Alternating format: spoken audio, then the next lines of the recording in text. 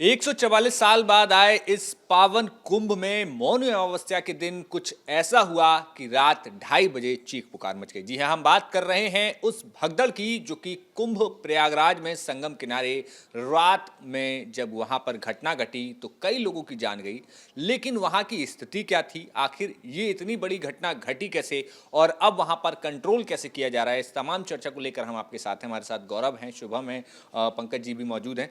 सबसे पहले शुभम से बात करते हैं। शुभम, क्या लगता है ये घटना आखिर इतनी तैयारियां थी, सरकार को पता था कि 10 करोड़ 8 करोड़ इतने सारे डेटा सामने आ रहे थे, इतने लोग आएंगे, फिर भी ये आखिर हो कैसे गया?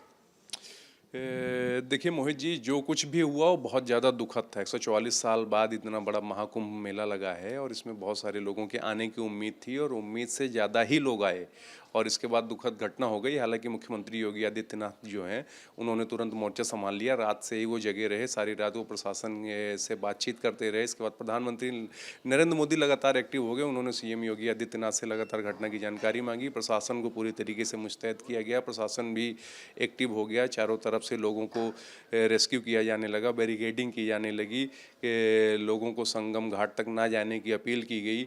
यहाँ तक कि जो अखाड़े थे उनका शाही स्नान भी कुछ देर के लिए रोक दिया गया। इसके बाद श्रद्धांजलि सभा हुई और बाद में धीरे धीरे अखाड़ों में जो भी साधु सन्यासी थे उनकी संख्या को कम करके स्नान कराया गया। लेकिन यहाँ मूल सवाल यही है कि जो 8 से 10 करोड़ की भीड़ बताई जा रही है, जो कि मौनी अमावस्या के दिन संगम क्षेत्र में या प्रयागराज का जो कुंभ मेला क्षेत्र है वहाँ पर पहुँची, तो ये भीड़ अचानक से नहीं पहुँची थी। लगातार कई स्पेशल ट्रेनें चलाई जा रही थी, बहुत सारी फ्लाइट्स प्रयागराज एयरपोर्ट पर पहुँच रही है। जो उत्तर प्रदेश से सटे हुए राज्य हैं, चाहे वह मध्य प्रदेश हो, चाहे बिहार हो, या चाहे इधर दिल्ली एनसीआर से लोग हों, या दूर दराज के भी साउथ इंडिया से, कर्नाटका से, केरला से तमाम लोग आ रहे थे। उत्तर भारत से तमाम राज्यों से लोग आ रहे थे और यहाँ तक कि विदेशों से भी कई फ्लाइट्स आ रही हैं। विदेशों से भी लोग अलग अलग देशों से भारत में आ रहे हैं। तो ये अचानक से नहीं हुआ कि 8 से 10 करोड़ की भीड़ आ गई। संगम क्षेत्र की जो जगह है वो सीमित है और 8 से 10 करोड़ लोग आएंगे, ये इसका अनुमान पहले से था। तो जाहिर तौर पर प्रशासन की सारी तैयारियां इसके आगे फीकी पड़ गई। कहीं ना कहीं प्रशासनिक चूक भी हम मानेंगे। जो मेला प्रशासन है या मेले को जो भी लोग देख रहे हैं उनकी तरफ से थोड़ी बहुत चूक हुई, जिसकी वजह से इतना बड़ा हादसा हुआ। हालांकि यहाँ पर प्रशासन की तारीफ भी की जानी चाहिए कि इतनी बड़ी भगदड़, इतने ज़्यादा लोगों की भीड़ को आसानी से संभाल लिया गया और जो हादसा बहुत बड़े हादसे में तब्दील हो सकता था उसे रोक लिया गया। यहाँ ध्यान देने वाली बात यह भी है कि 8 से 10 करोड़ लोग किसी एक क्षेत्र में, किसी मतलब उत्तर प्रदेश का एक छोटा सा जिला है, आप समझिए प्रयागराज, और प्रयागराज का एक छोटा सा क्षेत्र है महाकुंभ का क्षेत्र, जो कि 10 से 12 किलोमीटर के एरिया में फैला है, और वहाँ 8 से 10 करोड़ लोग आ गए। तो ये समझिए कि ये जनता का आयोजन है और जनता ही इसे एक तरीके से चला रही है, क्योंकि 8 से 10 करोड़ की भीड़ को संभालना किसी भी प्रशासन के बस की बात तो नहीं है। अच्छा, एक दूसरी बात ये देखी जा रही थी कि प्रयागराज में ये घटना इसलिए भी कही जा रही है क्योंकि लोगों के आने का और जाने का तो प्लान था, लेकिन कई सारे लोग मौनी अमावस्या की को लेकर एक रात पहले ही, एक शाम पहले ही वहां पर आए और वहीं पर इंतजार कर रहे थे अगले दिन वो स्नान करेंगे जैसी सुबह होगी। तो वो भीड़ बहुत ज़्यादा हो गई, अनकंट्रोल्ड हो गई।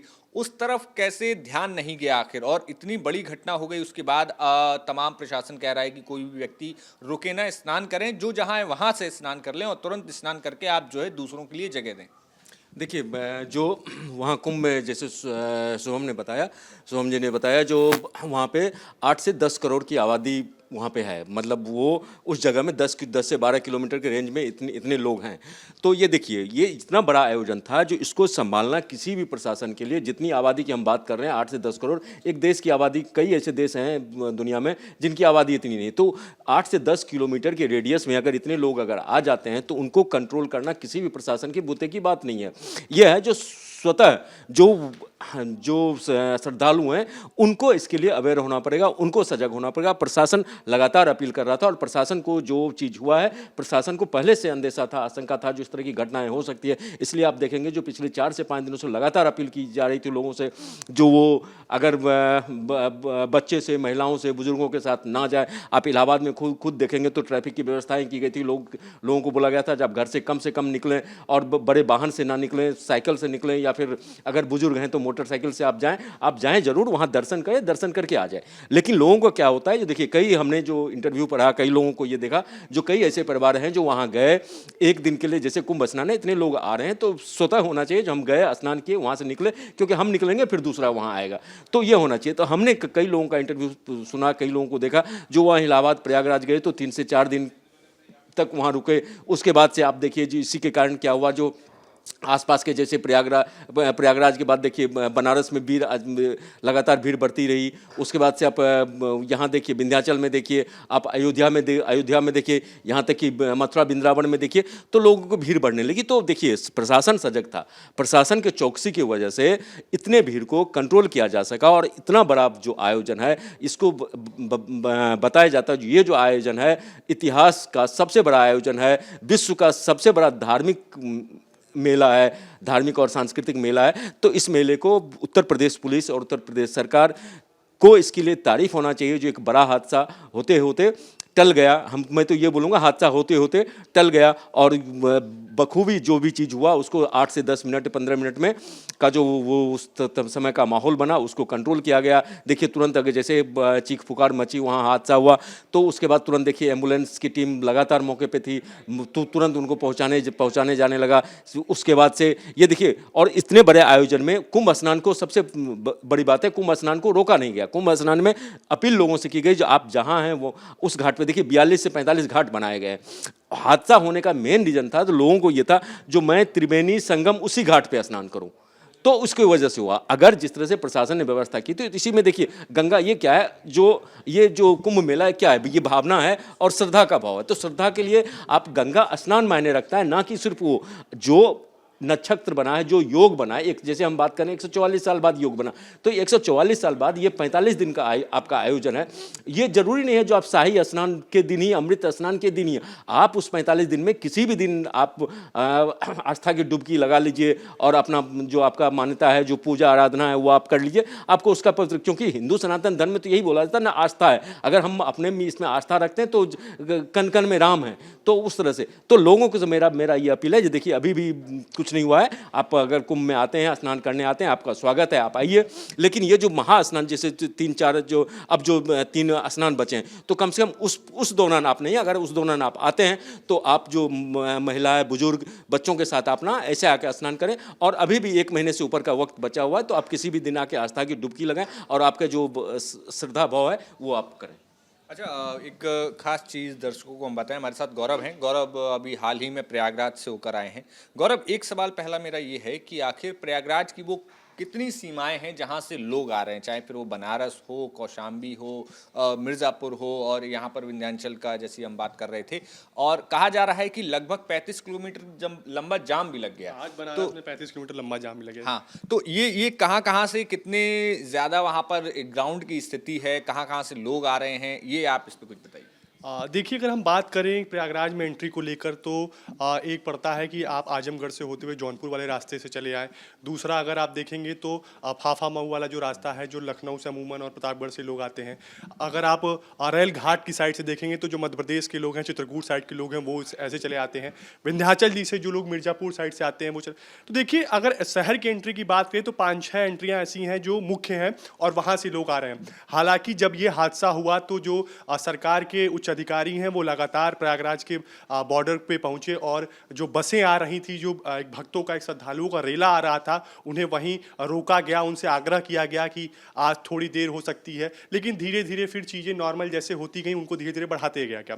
हालांकि जो शुभम सर बात कर रहे थे कि भक्तों को, चूँकि देखिए वहाँ कुछ लोग ऐसे थे कि जो कई दिनों से आते थे, और मौनी अमावस्या के स्नान को लेकर एक शुभ मुहूर्त होता है जो प्रातःकाल का समय होता है, और सभी जो श्रद्धालु आते हैं वो चाहते हैं कि शुभ मुहूर्त में ही स्नान हो, तभी ब्रह्म मुहूर्त में तभी फलित होता है, ऐसी मान्यता है। तो इसमें सब लोग आ रहे थे।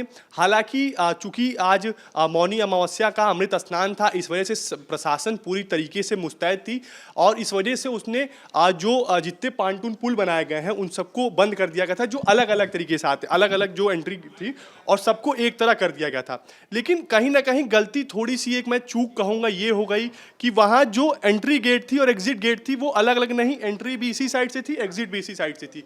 और जब एक अफवाह जो उड़ी, जिसको लेकर लगातार प्रशासन भी कह रही है कि अफवाहों पर ध्यान न दीजिए, सुबह का बेला था जब श्रद्धालु जो थे वो स्नान करने जा रहे थे, उसी बीच एक अफवाह उड़ी कि नागा साधु स्नान के लिए आ रहे हैं।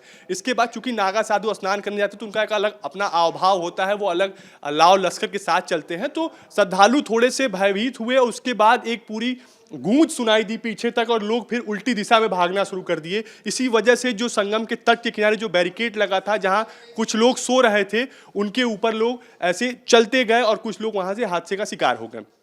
तो सारी कुल मिला के बात यह है कि जिस तरीके से प्रशासन उसके बाद से सजग होकर और मुस्तैद होकर पूरे घटनाक्रम को एक तरीके से कहें कि टैकल करते हुए वहां तुरंत जो केंद्रीय हॉस्पिटल बनाया गया है वहां भेजा गया, वहां स्वरूप रानी मेडिकल कॉलेज भेजा गया, आसपास के जितने भी अस्पताल हैं वहां जो भी घायल थे उनको भेजा गया। खोया पाया केंद्र पर लगातार रजिस्ट्रेशन हुआ, वहां जिनके परिजन नहीं मिले वो पहुंचे, और लगातार प्रशासन अभी भी अलर्ट मोड में है। जिनके परिजन नहीं मिले हैं लगातार प्रशासन इस पर काम कर रहा है। तो कहीं ना कहीं देखिए प्रशासन पूरी तरीके से अलर्ट है और लगातार सीएम योगी भी लगातार अलर्ट मोड पे है। लगातार यहाँ की जो इलाहाबाद के जो प्रयागराज की जो डीएम और कि आप अभी हाल ही में प्रयागराज से आए, शहर का क्या माहौल है वहाँ पर? शहर में क्या कुछ बदला है?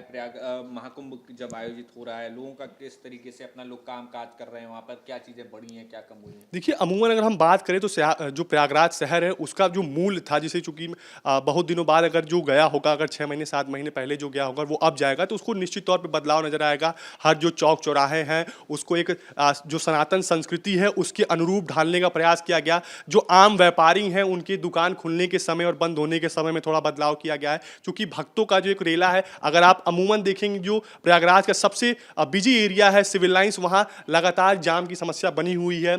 चूंकि जो प्रयागराज स्टेशन है, जंक्शन है, उसका 2 तरफ से गेट है, तो एक सिविल लाइन साइड से है और दूसरा एक पड़ता है जो वो प्रयागराज जंक्शन की तरफ पड़ता है, जो करेली साइड चली जाती है। तो दोनों तरफ से चूंकि गैदरिंग ना हो इस वजह से दोनों तरफ से गेट खोल दिया गया है, तो भीड़ यहाँ भी दिख रही थी। उसके बाद अगर आप बालसन आए तो बालसन से और संगम की दूरी मात्र 2-3 किलोमीटर है, तो वो पूरा एरिया भरा पड़ा रहता था।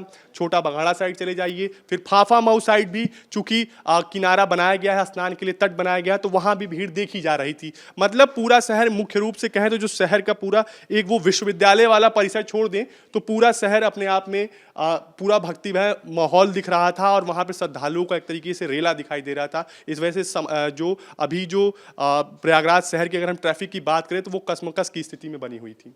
तो बिल्कुल ये तमाम जानकारी हमारे सहयोगियों ने दी, और बड़ी बात यह है कि अगर आप भी महाकुंभ में जाने का सोच रहे हैं तो आप तैयारियों के साथ पूरी जानकारी के साथ निकलें। कहाँ पर रहना है, कहाँ पर ठहरना है, कहाँ पर जाके स्नान करना है, कहाँ से तुरंत निकलना है और क्या क्या रास्ते होंगे और क्या कुछ चीज़ें ज़रूरत की जानकारी आपके पास होनी बहुत ज़रूरी है, क्योंकि जितना बड़ा मेला क्षेत्र है, अलग अलग सेक्टर हैं, अलग अलग घाट हैं, वहाँ पर सबसे बड़ी चीज़ यही है कि आपको कोई भी संकट के समय आपकी जानकारी भी आपका बचाव कर सकती है। तो ऐसे में सजग रहें, और अगर आप महाकुंभ में जा रहे हैं तो ज़रूर जाएं वहां पर और जानकारी के साथ खुद सुरक्षित रहें और दूसरों को भी सुरक्षित रखें। शुक्रिया। न्यूज नेशन अब व्हाट्सएप पर खबरों के ताज़ा अपडेट के लिए न्यूज नेशन के इस QR कोड को स्कैन करें।